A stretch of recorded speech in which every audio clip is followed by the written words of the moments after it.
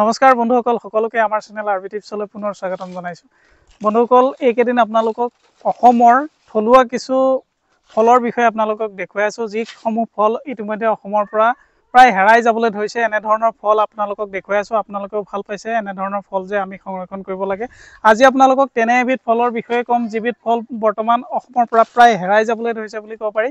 মোৰ পিছফালে আপোনালোকে দেখিছে, আমি সৰুতে খুব খাইছিলোঁ। এইটো দেখা পাইছে, নুনি পকা বুলি কওঁ। ইয়াৰ স্থানীয় নাম আমাৰ ইয়াত নুনি পকা বুলি কয়। অঞ্চলভেদে ইয়াৰ স্থানীয় নাম হয়তো বেলেগ বেলেগ থাকিব পাৰে, কিন্তু আমি ইয়াত নুনি পকা বুলি কওঁ। সৰুতে আমি খোৱা মনত আছে, এল পি স্কুলত পঢ়ি থাকোঁতে এনেধৰণে আমি খাইছিলোঁ। এই গছজোপা আজি দেখিলোঁ, আপোনালোকক সেইকাৰণে এই গছজোপা দেখুৱাবলৈ আহিলোঁ।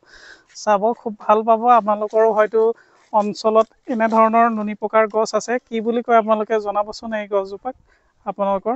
আৰু এই ফলটো দেখিছেনে, ইয়াক ইংৰাজীত মালবেৰী বুলি কয়। এই ফলটো অতি উপকাৰী ফল, অসমৰ এবিধ থলুৱা ফল বুলিব পাৰি যদিও এছিয়া মহাদেশত এই ফল হয়। আৰু এই ফলবিধৰ যি উপকাৰিতা আপোনালোকক জনাম, জানি আপোনালোক আচৰিত হৈ পৰিব। চাওক কেনেধৰণে লমালমে লাগিছে এইজোপা, আমাৰ গাঁৱতে আছে, মই পুনৰ কৈছোঁ। আৰু পাতবিলাক আপোনালোকে দেখিছে, এনেধৰণৰ পাতৰ আপোনালোকক দেখুৱাইছোঁ। আৰু পাতবিলাক এনেধৰণৰ হয়, আৰু পকিলে আপোনালোকে দেখিব, পকিলে ফলটো এনেকুৱা ক'লা হৈ যায়। পকিলে এনেকৈ ক'লা বৰ্ণৰ হয়। এইটো আপোনালোকে দেখিছে কেনেধৰণে ক'লা হৈ যায়। আৰু যেতিয়া আপোনাৰ হেৰি হৈ থাকে, কেঁচা হৈ থাকে, কেঁচাতে এনেধৰণৰ হয়। আৰু পকি গ'লে পূৰা সম্পূৰ্ণ পকি যেতিয়া যাব, তেতিয়া আপোনালোকে দেখিব যে পকিলে ক'লা হৈ যায়। এই ধৰণৰে গোটেই গছজোপাত লমালমে এনেধৰণৰে লাগিছে। বন্ধুসকল, আপোনালোকে নিশ্চয় জানে যে চেৰিকালচাৰ বা ৰেচম উদ্যোগৰ বাবে এই যিজোপা নুনি ফলৰ গছ, সেইটো খুব উপকাৰী। পলুৰ কাৰণে উৎকৃষ্ট খাদ্য হয়। পাট পলু হওক বা মুগা পলুৰ ক্ষেত্ৰতো ইয়াক পোহা হয়, খেতিয়কসকলে পোহে। অসমত আছে, ইয়াৰ খেতি কৰে, বিভিন্ন ঠাইত কৰিছে। চেৰিকালচাৰত লাগেই, দৰকাৰ হয়। আৰু অসমৰ লগতে ভাৰতবৰ্ষৰ বিভিন্ন ঠাইতো ইয়াৰ খেতি কৰে।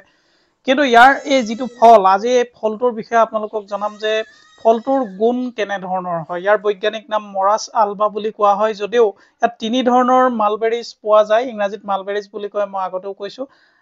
ইয়াৰ এই তিনি ধৰণৰ জাতৰ ভিতৰত এবিধ বগা ধৰণৰ পায়, আৰু এবিধ ৰঙা হয়, আৰু এবিধ ক'লা বৰণৰ হয়। ইয়াৰে যি বৈজ্ঞানিক নামবিলাক বেলেগ বেলেগ থাকে। আমাৰ যিটো ইয়াত ক'লা বৰণৰটো হৈছে, ইয়াৰ বৈজ্ঞানিক নাম মৰাছ নাইগ্ৰা বুলিও কয়।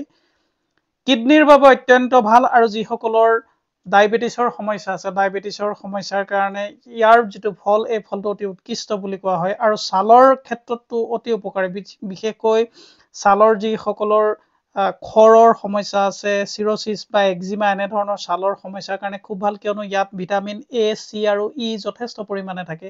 চুলিৰ বাবেও ভাল, হজম শক্তি বৃদ্ধি কৰিব পাৰে ইয়াৰ ফলটোৱে। আৰু ইয়াত পেকটিন পোৱা যায়। পেকটিন যিটো এণ্টি অক্সিডেণ্টটো ইয়াত যথেষ্ট পৰিমাণে পোৱা যায়। কনষ্টিপেশ্যনৰ কাৰণে খুব ভাল হয়, চকুৰ বাবে ভাল বুলি কয় বিশেষজ্ঞসকলে। আৰু কেঞ্চাৰ ৰোগৰ সম্ভাৱনা নোহোৱা কৰিব পৰা উপাদান ইয়াত আছে। গতিকে বিশেষজ্ঞসকলে কৈছে যে ইয়াক যদি আমি খাই থাকিব পাৰোঁ, তেতিয়াহ'লে কেঞ্চাৰ প্ৰতিৰোধী ইয়াৰ গুণো আছে। কলেষ্ট্ৰৰেলৰ সমস্যাৰ কাৰণে ভাল, ডায়েবেটিছৰ বাবে ভাল, মই ইতিমধ্যে কৈছোঁ। আৰু ৰোগ প্ৰতিৰোধ ক্ষমতা বৃদ্ধি কৰিব পাৰে, ইমিউনিটি বঢ়াব পাৰে এই ফলে। সেইকাৰণে এই ফলক ছুপাৰ ফুড বুলিও কোৱা হয়, কিয়নো ইয়াত হাই প্ৰটিন থাকে, আইৰণ, ভিটামিন চি, কাৰ্বহাইড্ৰেটছ থাকে, লগতে ফাইবাৰ, কেলছিয়াম আৰু এণ্টি অক্সিডেণ্ট পোৱা যায়। বিভিন্ন ধৰণৰ ভিটামিন ইয়াত পোৱা যায়। বন্ধুসকল, এই সময়ত পোৱা যায় এই ফল, গতিকে আপুনিও খাওক, আপোনাৰ সন্তানকো এই ফল খুৱাওক। ল'ৰা ছোৱালীৰ কাৰণে অতি উৎকৃষ্ট এবিধ ফল বুলি কোৱা হয়।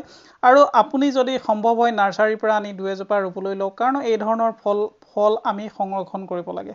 বন্ধুসকল, আজিলৈ ইমানেই। ধন্যবাদ।